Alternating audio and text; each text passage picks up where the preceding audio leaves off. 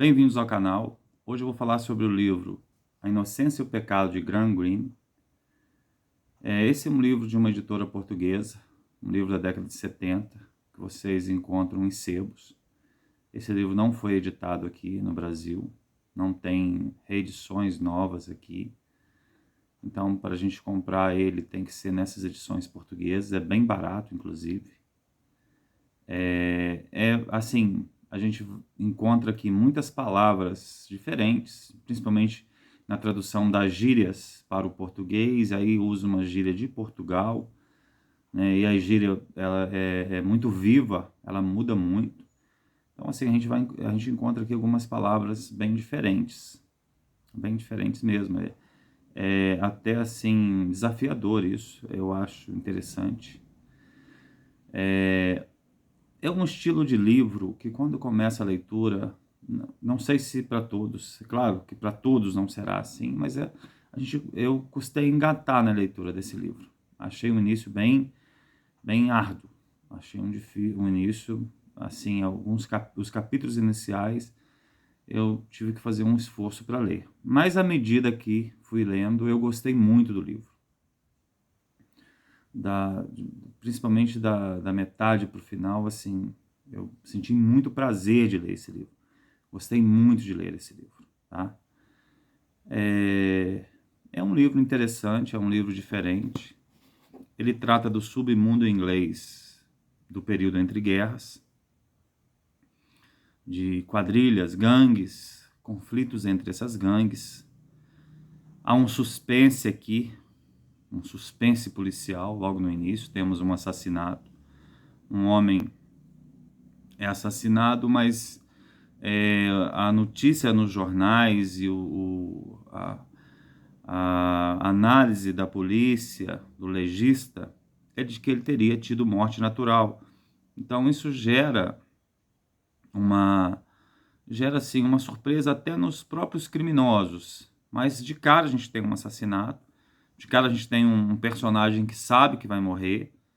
Essa urgência, essa luta, esse desespero, esse medo com a morte atrás dele, por ele ter se envolvido com criminosos. É um tipo de crime diferente, são crimes diferentes, é um mundo do crime diferente, do período entre guerras, né? Atividades criminosas diferentes. Então a gente tem assim uma ambientação bastante interessante desse mundo criminoso aqui da Inglaterra do período entre guerras. Eu não sei se alguém já assistiu um seriado chamado Peaky Blinders. Eu acho que é esse mesmo. Acho que é esse mesmo. Assim, ele mostra um cenário muito parecido. Essas gangues, as corridas de cavalo, as apostas, o dinheiro, o uso de armas brancas. Esse universo é muito retratado aqui e traz uma novidade para a gente, um mundo diferente para a gente. Então a gente entra em contato com esse mundo diferente, das lâminas, das navalhas, de gangues menores. Um crime ainda crescendo, um crime numa fase bastante diferente do que a gente conhece hoje, principalmente na nossa realidade, das quadrilhas que são formadas, né?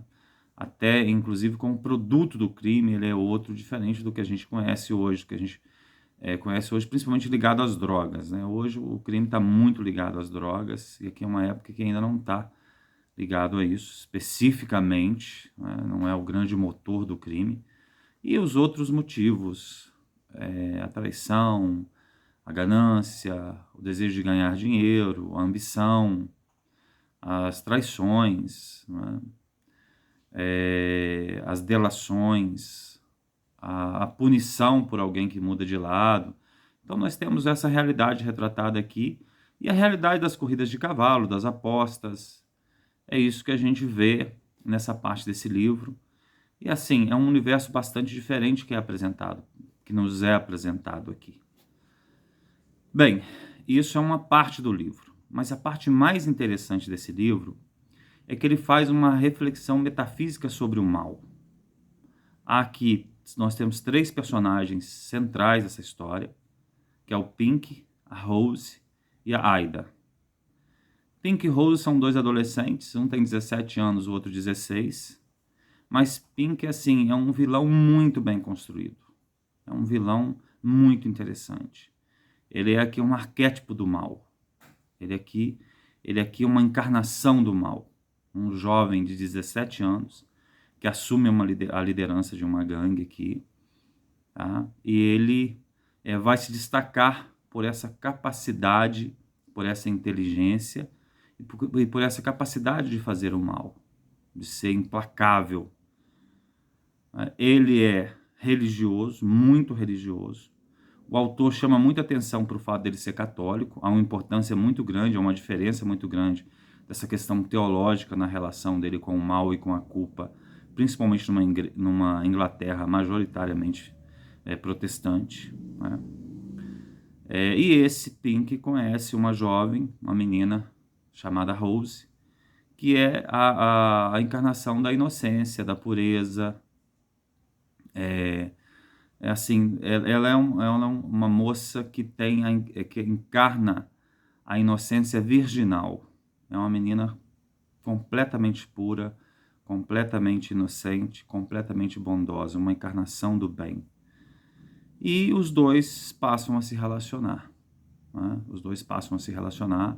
Esse relacionamento é bastante intenso, é bastante trágico, principalmente no final. Ele se encaminha para a tragédia desde o momento em que eles se conhecem.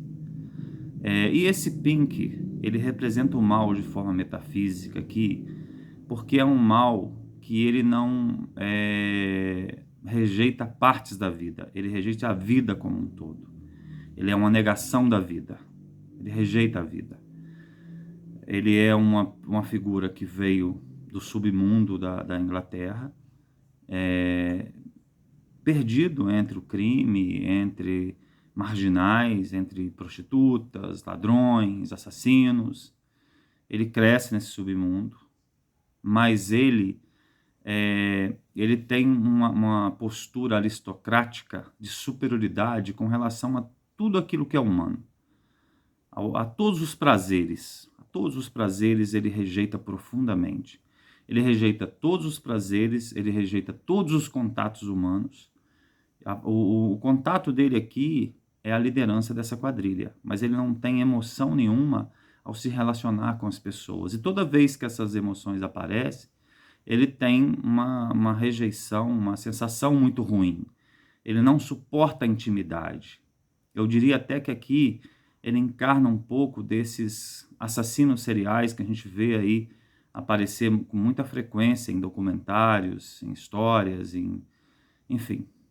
Ele encarna um pouco desse assassino serial, incapaz de ter uma relação íntima, autêntica com as pessoas, incapaz de sentir empatia, incapaz de se relacionar de maneira direta com as pessoas, né? O Pink, ele representa muito isso.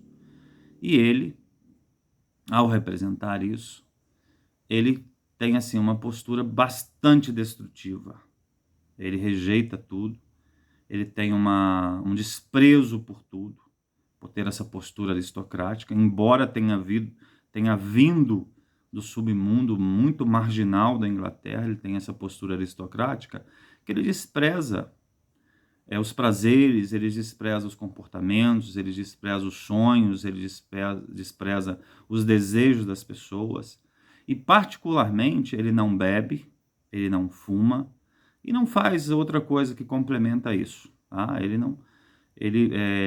tem assim, apesar de ter tido uma infância muito difícil, como eu disse para vocês, uma infância vindo desse mundo da dificuldade, da dor, do sofrimento, a lembrança ruim que ele tem é das intimidades dos pais deles. É essa lembrança que mais marca a vida dele.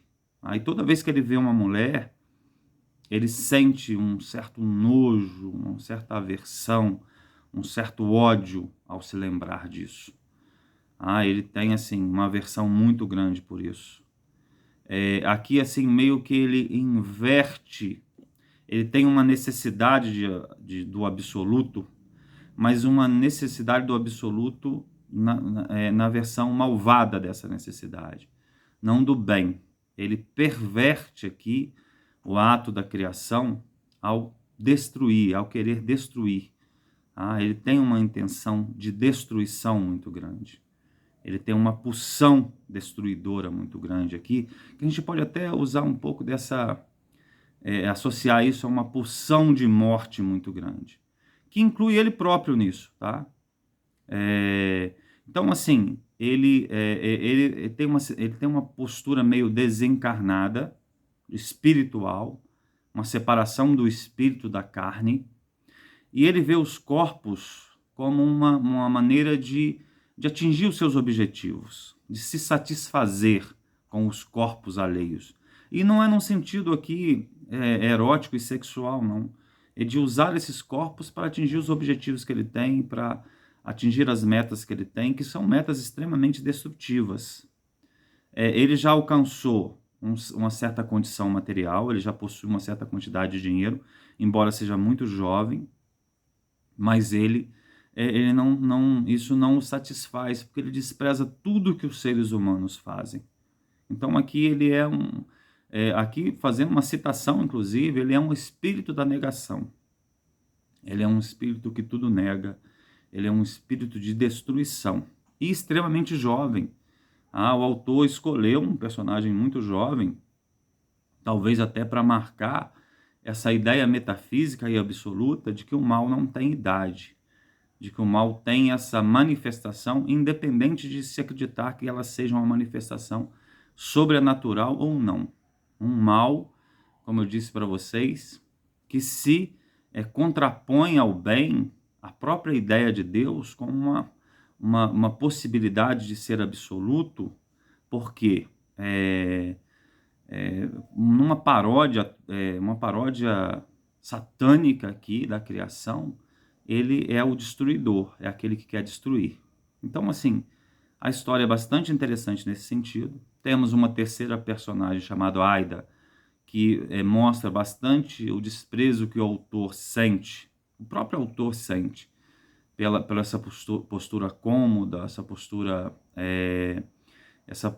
acomodada, essa postura de cumprir com todos os códigos, de viver assim meio frívolo, sabe? Uma vida meio apenas dedicada a alguns prazeres mais sensoriais, mais imediatos. Uma mulher que é bem constituída, é uma expressão que ele usa aqui, uma mulher que gosta da bebida, que gosta do amor, que gosta do contato. Essa é a personagem, a terceira personagem que aparece com bastante frequência, mas é a personagem a qual o autor volta um certo desprezo que ele sente por toda uma maneira de pensar. É como se os loucos, os santos, os assassinos, os pecadores fossem as figuras mais interessantes. Não estou dizendo que são as melhores, mas as figuras mais interessantes da vida. Há meio que uma devotação a isso aqui. Tá? Então, enfim, a Rose é a menina inocente, uma moça que de tão inocente e de tão pura, ela acaba aceitando tudo que esse rapaz propõe para ela de forma bastante assim tranquila, resignada. Ela vai aceitando tudo aquilo que a vida traz, né?